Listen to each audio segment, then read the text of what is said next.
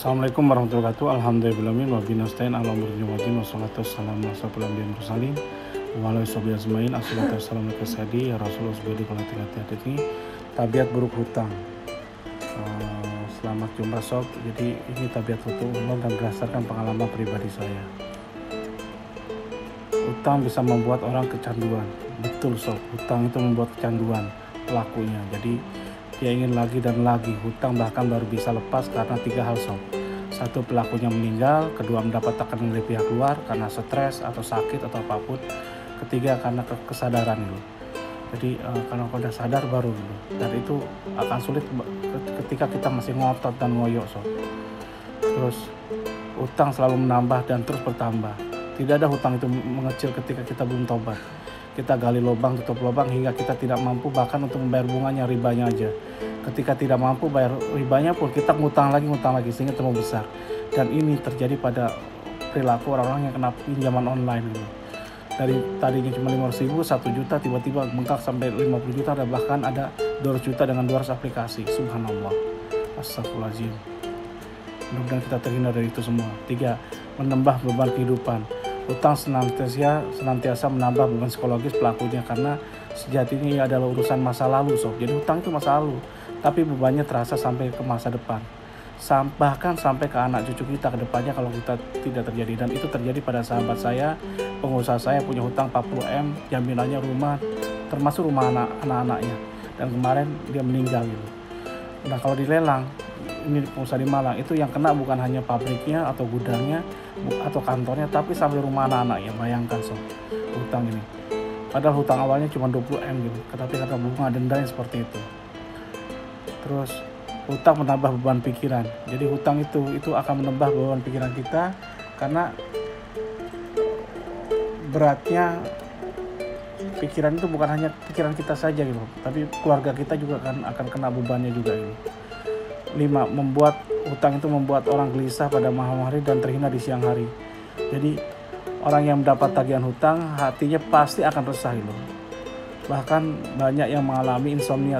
Terbayangkan bagaimana rasanya menjadi orang yang dicari-cari debt collector. Saya pernah mengalami, sob. Ketika itu hutang saya macet segala macam-macam, DC-nya datang ke rumah pagi-pagi jam 7 pagi udah di rumah, sore-sore jam 5 udah di kantor saya gitu. Tiap hari seperti itu ditongkrongin gitu. Apa nggak stres gitu. Itulah hutang dok kejamnya. Padahal hutangnya seberapa. Dan jaminan saya itu 5 kali lipatnya gitu. Subhanallah, dengan ancaman lelang segala macam-macam. Dan kita pun kalau kita melunasi itu kena denda. Melunasi dengan cepat kita kena denda. Ketika tidak mampu kita diancam untuk dilelang gitu. Khalifah Umar bin Abdul Aziz berkata, aku wasiatkan kepada kalian agar tidak berhutang gitu. Meskipun kalian sedang kesulitan. Jadi kalau kita kesulitan, kalau saya sekarang ini saya lakukan pasrah aja sama Allah gitu. Dan insya Allah pasti ada tuh pertolongan ketika kita sulit-sulitnya gitu. Kalau asal kita mau bergantung. Karena sesungguhnya utang adalah kehinaan di siang hari dan kesesaran di malam hari. Tinggalkan ia, niscaya martabat dan harga diri kalian akan selamat. Dan masih tersisa kemuliaan bagi kalian di tengah-tengah manusia selama hidup kalian gitu. Jadi ketika saya sulit kan orang kadang gampangnya dengan hutang, saya enggak, saya diam aja, pasrah pada Allah, perbanyak ibadah, perbanyak istighfar, perbanyak sholawat. Itu yang saya lakukan. Loh kok gitu Cap? Iya, kalau udah nggak mampu lagi gimana lagi, pasrahin aja. Terus membuat seseorang menjadi kazab atau suka berdosa karena hutang itu demi menutupi keterbatasannya. Seorang hutang akan seringkali membuat cerita-cerita untuk mendapatkan pinjaman ataupun untuk membuat alasan supaya pembenarannya bisa ditunda, pembayaran bisa ditunda. Banyak sahabat yang kelimpungan sana sini agar call 1 dia pinjam sana pinjam sini, atau yang pinjol juga sama, sampai ke depan itu minta jaminannya apa ya Pak, jaminan orang lain dipakai untuk nambah hutang baru lagi. Subhanallah, astagfirullahaladzim. Hutang membuat sholat kita tidak khusyuk. Rasulullah SAW mengatakan bahwa khusyuk itu memang tidak mudah, sebab khusyuk itu diukur oleh Allah sebatas kemampuan manusia. Namun ketika pikiran sudah terbawa urusan lain, ketika sholat, apalagi urusan riba, maka khusyuk sulit kita dapatkan. Juga kenikmatan ibadahnya, karena riba itu musuh Allah dan Rasul sob. Gimana kita dapat khusyuk kalau kita dimusuhi Allah gitu. 8, membuat seseorang berpotensi melakukan tindakan kriminal. Dan ini sudah terjadi sob. Sahabat saya kemarin seorang pengusaha rangka baja itu baru sebulan ini masuk penjara. Gara-gara apa? Gara-gara tekanan hutang, nggak selesai hutangnya banyak di mana-mana. Dia punya rumah terjual segala macam-macam, habis-habisan, bener-bener habis-habisan. Padahal dia masih muda, insinyur, pintar lagi gitu. Dan dia adalah salah satu orang yang aplikator bajaringan pertama di Bali, salah satunya itu. Kemarin ini karena apa coba? Barangnya orang diangkut gitu, di proyek yang dia dipindahkan ke proyek yang lain tanpa izin gitu. Kalau dia izin nggak diizinkan, kalau nggak izin mungkin dia belakangan gitu. Ternyata sahabatnya itu sama-sama kontraktor utamanya kesel gitu. Laporkan polisi, langsung masuk penjara.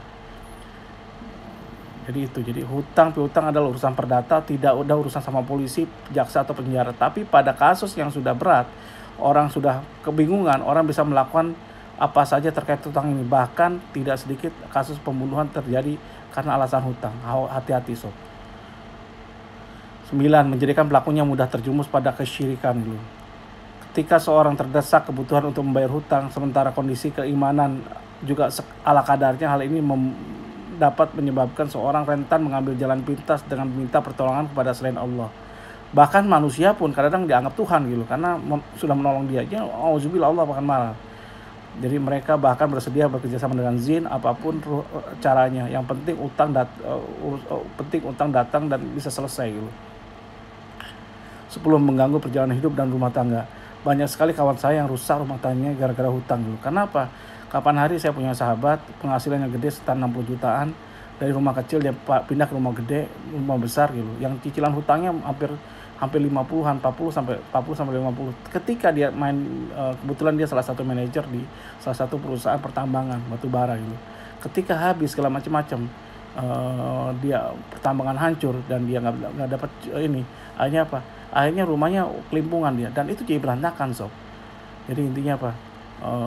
Rumah belum selesai, padahal dulu rumah udah lunas, dia pinjamkan gara-gara itu tadi, berhutang untuk bisa mencapai rumah yang baru demi gengsi gitu. Tapi akhirnya dia berantakan semua rumah tangganya. Terus 11. Kehilangan fokus dalam hidup serta kebahagiaan hidup. Jadi tidak ada hutang itu bisa membuat bahagia, tidak sob. Awalnya aja mungkin kita bisa menggunakan uang hutangan kita dari bank tadi untuk jalan-jalan, untuk poya-poya atau beli mobil baru. Tapi ya itu bagaikan perahu yang terombang-ambing di tengah serbuan badai dan oleng berjalan tidak tentu arah. Demikian pula kehidupan orang yang terlilit hutang. Habis sob semuanya. 12. Utang memutus hubungan persahabatan dan kekeluargaan atau silaturahmi. Jadi pengalaman mengajarkan bagaimana hutang merusak hubungan silaturahmi dan pertemanan, persahabatan, bahkan kekeluargaan sob. Jadi kita tidak saling nanya gara-gara mungkin masalah hutang piutang tadi. Bahaya sob. Jadi ketika Anda tidak mau kehilangan saudara atau siapapun, jangan main hutang, mudahkan hutang. Riba berarti secara terang-terangan mengumumkan dirinya sebagai penentang Allah dan Rasulnya. Dan ini ada salah satu ayat di ini. Jadi kalau Anda memang masih mau main riba, berarti siap-siap aja gitu. Jadi hai orang-orang yang beriman, bertakwalah kalian kepada Allah dan tinggalkan sisa riba yang belum dipungut jika kamu orang-orang yang beriman. Maka jika kamu tidak mengerjakan meninggalkan sisa riba, maka ketahuilah bahwa Allah dan Rasulnya akan memerangimu. Subhanallah, Allah akan memerangimu. Dan jika kamu bertobat dari pengambilan riba, maka bagimu pokok hartamu saja gitu. Kamu tidak menganiaya dan tidak pula dianiaya. Itu Al-Baqarah ayat 278 sampai 279. Jadi luar biasa sob. Pelaku riba akan dibangkitkan pada kiamat kelak dalam keadaan seperti orang gila. Loh kok bisa? Iya, karena orang-orang yang mengambil riba tidak dapat berdiri, melainkan orang yang berdirinya seperti orang yang kemasukan setan lantaran tekanan penyakit gila. Keadaan mereka yang demikian itu adalah disebabkan mereka berpendapat bahwa sesungguhnya jual beli itu sama dengan riba. Padahal Allah telah menghalalkan jual beli dan mengharamkan riba. Orang-orang yang telah sampai kepadanya larangan dari Tuhannya, lalu terus berhenti dari mengambil riba, maka baginya apa yang telah diambil dahulu sebelum datang ke larangan. Dan urusannya terserah kepada Allah. Kan orang yang kembali mengambil riba, maka orang itu adalah penghuni-penghuni neraka, mereka kekal di dalamnya. Hati-hati sob, ketika larangan itu Anda udah tahu bahwa itu jadi musuh Allah, luar biasa, ajabnya itu luar biasa. Jadi kekal di dalamnya. Al-Baqarah ayat 275. Terus lebih dahsyat lagi, riba merupakan akhlak dan perbuatan musuh Allah, yaitu Yahudi. Seperti sekarang ini, atau Anda seperti Yahudi. Dan disebabkan mereka memakan riba, padahal sesungguhnya mereka telah dilarang daripadanya. Dan karena mereka mau makan harta benda orang dengan jalan yang batil. Kami telah menyediakan untuk orang-orang yang kafir di antara mereka itu siksa yang pedih. Surat An-Nisa ayat 161. Kayak bagaimana kalau saya kerja di bank? Ya kan gitu tadi. Jadi yang berhutang, yang menulisnya sebagai saksinya gitu. Jadi kalau Anda sekarang ini kerja di bank, cepat-cepat untuk cari kerjaan baru deh. Dan saya sekarang ini kalau saya ketemu orang sahabat saya dia kerja di bank, saya nggak mau mereka menraktir saya. Kenapa? Uang riba ya. Ya jangan sampai keluarga kita kena gitu loh. Jadi apakah masih mau dengan riba ketika kita sudah tahu keburukannya? Maka hendaklah orang-orang yang menyalahi perintahnya takut akan ditimpa cobaan dan ditimpa azab yang pedih. Surat An-Nur 63. Jadi siap-siap aja gitu. Kalau salah saya banyak salahnya, kalau kurang banyak kurangnya. Terus kalau Anda butuh diskusi segala macamnya, buatin kronologi kejadian Anda, masalah riba bank, riba macam-macam. Itu emailnya saya ke ridwanbali.com@gmail.com atau YouTube. Ikuti solusinya YouTube channel Ridwan Bali ya, subscribe satu. Kalau Anda butuh untuk diskusi, sebaiknya kalau menyelesaikan masalah riba, apalagi pengusaha, kita berjamaah aja. WA saya 0815 5750 0-nya 3 kali.